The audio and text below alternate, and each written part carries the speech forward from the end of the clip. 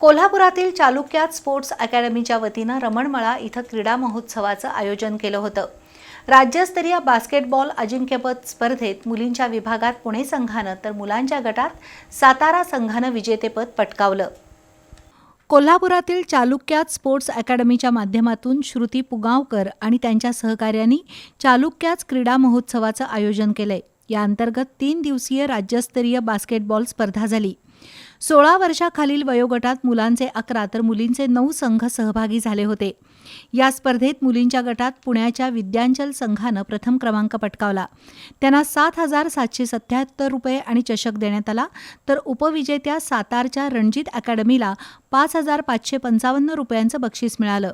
तृतीय क्रमांक प्राप्त पुण्याच्या SG अकॅडमीला 3,333 रुपये आणि चषक देऊन गौरवण्यात आलं। मुलांच्या गटात साताऱ्याच्या रणजित अकॅडमीनं विजेतेपद पटकावलं, तर उपविजेतेपद कोल्हापूरच्या फ्लाय बास्केटबॉल अकॅडमीनं पटकावलं। तिसरा क्रमांक कौन्सिल ऑफ एज्युकेशन संघाला मिळाला। पोलीस निरीक्षक संतोष डोके, IDBI बँकेचे गणेश भोसारी, विशाल पिसे, प्रशिक्षक संतोष बाबर यांच्या हस्ते विजेत्या संघांचा गौरव झाला।